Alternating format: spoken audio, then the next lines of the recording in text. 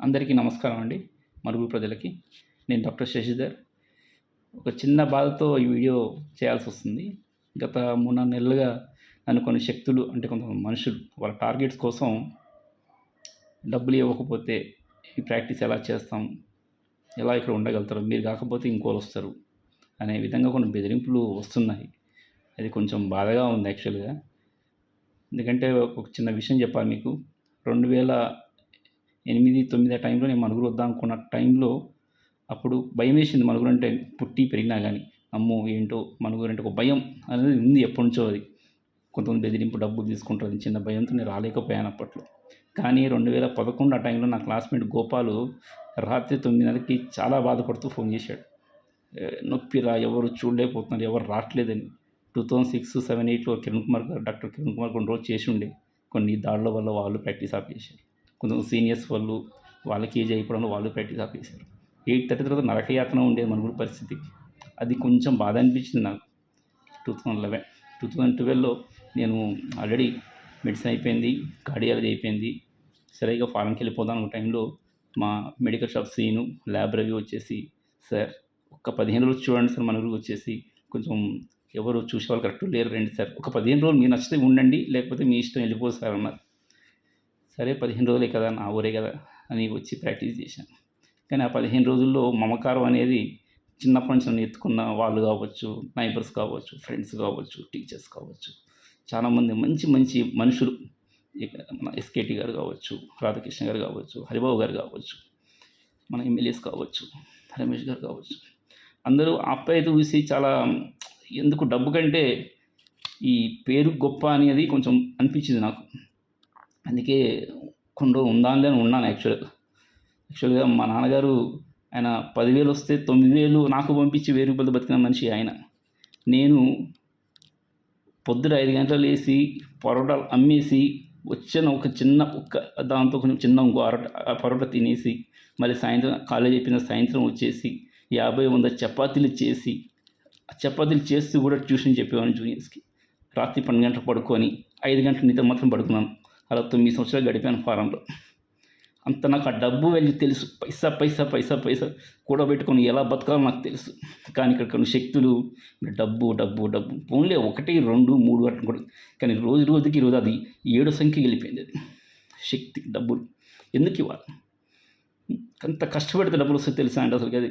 పైసా పొద్దున 7 గంటలు లేసి రాత్రి 12 గంటల వరకు అది పైసా 50 రూపాయలు, 100 రూపాయలు పైసా కూడబెట్టుకొని నేను జాగ్రత్తగా కాపాడుకునేది నా పిల్లల కోసమే. మా నాన్న కష్టపడి నన్ను చదివించాడు. నేను నా పిల్లలు చేయాలి. నేను ఆల్రెడీ 20% సర్వీస్ చేస్తున్నాను ఆల్రెడీ. నాకు వచ్చిన ఆదాయంలో అది కొంచెం 7th క్లాస్ నుంచి మొదలుపెట్టాం. మా నాన్నగారు చెప్పింది అది.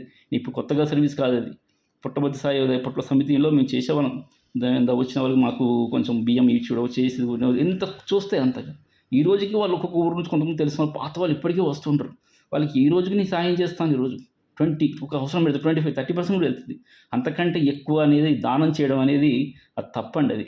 రేపు పిల్లలు అడుగుతారు ఇంత సంపాదించి ఇంత కష్టపడి ఎందుకు నా అంతగా దానం చేసినా అడిగే పరిస్థితి నాకు వద్దండి. చాలు 25, 30% సర్వీస్ ఎనఫ్. అంతకంటే ఎక్కువ చేయకూడదండి. వద్దండి. దయచేసి ఆ శక్తులు ఇప్పటికైనా కానీ ఆగిపోతానని అనుకుంటున్నాను. ఇంకా శక్తి పెరగద్దు. అది ఎవరైనా కావచ్చు అది. ఈ వీడియో చూస్తే సగం వాళ్ళకి అర్థమైపోతుంది అది. రేపు నాకు కానీ నా ఫ్యామిలీకి కానీ ఏమైనా అయితే వాళ్ళ పేర్లు కూడా నెంబర్ కూడా రాసి లాకర్లో పెట్టాను. ఈ ఊరు పెద్ద మనుషులు కొంచెం ఆ చీడ పురుగులు మాత్రం దయచేసి బెల్లింbi కొట్టండి అంతే. నెక్స్ట్ యూత్ చాలామంది రెడీగా ఉన్నారు. నా దగ్గర నుంచి ఆల్రెడీ ఒక 20 మెంబర్స్ గ్రాడ్యుయేట్స్ నా దగ్గర చాలామంది చెప్పి ఉంటున్నాయి. మొత్తం కూర్చోబెట్టి జాగ్రత్తగా వాళ్ళకి అన్ని చాలామంది వాళ్ళు ప్రాక్టీస్ చేయడానికి రెడీగా ఉన్నారు మన ఊరిలో. నెక్స్ట్ అది 2025 కావచ్చు, 26 కావచ్చు. వాళ్ళకి భయం వద్దండి. అమ్మో వస్తే ఎవరికో వచ్చి బెదిరింపులు ఇస్తారు, డబ్బులు తీసుకునే పరిస్థితి వద్దండి. దయచేసి ఫుల్ స్టాప్ పెట్టండి. శక్తులు నాది మా మిస్సెస్ కానీ పిల్లలు కానీ సండే కూడా తీసుకెళ్ళి కూడా ప్రాక్టీస్ చేశాను. సాయంత్రం కూడా కష్టపడ్డాను. తీసుకోవచ్చు లీవ్. కానీ అమ్మో నా ఊరు, నా ప్రజలు, ఆ ఆప్యాయత పుట్టి పెరిగి ఇక్కడ ఉన్న వాళ్ళు ఆ మమకారం వేరే ఉంటుందండి. దయచేసి వచ్చే న్యూ డాక్టర్స్ మాత్రం ఆ బాధ కలిగించకండి. ఫుల్ స్టాప్ పెట్టేయండి. మీ టార్గెట్స్ కోసం, మీ డబ్బుల కోసం అనవసరంగా డాక్టర్స్ని టార్గెట్ చేయకండి. ఎథికల్ ప్రాక్టీస్ మొత్తం పోతుంది. అనెథికల్ ప్రాక్టీస్ వస్తుంది. దయచేసి మీరు కొంచెం ఆ 8 శక్తులు ఈ వీడియో చూసే వాళ్ళకి దయచేసి వాళ్ళకి తెలుస్తుంది ఎవరనేది వాళ్ళకి తెలుస్తుంది. అది వద్దు. దయచేసి మీరు అవి డబ్బులు కాదు. నా దగ్గర కొంతమంది జనాలు ఎక్కువ కనిపిస్తారు కానీ అందులో 10, 15 మంది ఓన్లీ పూర్ పేషెంట్స్ వాళ్ళకి ఈ రోజుకి నేను వాళ్ళకి నా నా నాకు తోచింది అది డబ్బే కావచ్చు, ఒకసారి వస్తువే కావచ్చు, బట్టలే కావచ్చు, ఏదైనా విషయం కానీ నాకు తోచింది నాకు ఇస్తారు. మా నాన్న ఫ్రెండ్స్ కావచ్చు, ముసలోళ్ళు వాళ్ళకి పెన్షన్ లేక రాలేక వాళ్ళ బాధలు చాలా పడుతున్నారు. అన్నారు ఒక ఎదవ, నేను వెళ్ళిపోండి, ఇంకొకరు వస్తారు. ఎట్లండి అది ఇక్కడ నుంచి పుట్టి పెరిగిన వాళ్ళు ఎవరు ఉన్నారు చెప్పండి, వస్తారు వాళ్ళు కొంచెం మీరు ఇట్లా అంటే ఇంకొక డాక్టర్ వెళ్ళిపోతారు, ఇంకొక డాక్టర్ వస్తారు కరెక్టే, కానీ అట్లా అనడం తప్పు కాదండి అది. ఇంకోసారి ఎవరిని కూడా డాక్టర్ని వెళ్ళిపోండి, ఉండండి, డబ్బులు ఇస్తూనే ఉండండి మాత్రం అనకండి దయచేసి, అది తప్పండి. అది ఒక పైసా ఎంత కష్టపడడం అనేది అది కష్టపడేవాడికి తెలుస్తుందండి. మీకు అది కొంచెం మీరు చేసే వ్యవస్థ కొంచెం మీకు ఇబ్బంది అనిపిస్తే ఇంకో వ్యవస్థకి వెళ్ళండి. కష్టపడితే సంపాదన ఫుల్ సంపాదించండి, అర్థమైంది. కష్టపడడం నేర్చుకోండి, పిల్లలకు కూడా అది నేర్పియండి. రేపు మీ పిల్లలే డాక్టర్ రావచ్చండి. ఇలా ఇంకొకరు మంచిగా మనుగోలు మంచి ప్లేస్ ఇది, మంచిగా ఉండాలంటే మీరు దయచేసి ఈ ఒత్తిళ్ళు డాక్టర్స్ మీద రకరకాలుగా చేయకండి దయచేసి. ఇప్పటికే ప్రైవేట్ ప్రాక్టీస్ అంటే కత్తి మీద సాములా ఉంది.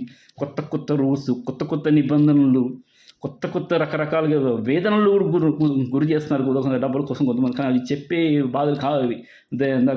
ఒక ప్రైవేట్ ప్రాక్టీస్ అడిగి చూడండి, ఆ బాధ ఎలా ఉంటుందో వాళ్ళు చెప్తారు. ఒకసారి ఇప్పుడు ఎట్లా ఒక హాస్పిటల్ నడపాలంటే ఎంత కష్టం, అయినా కానీ కష్టపడుతూ మేము లాగిస్తున్నాము. నాకు డబ్బు ఆఫ్టర్ ఆల్ అండి.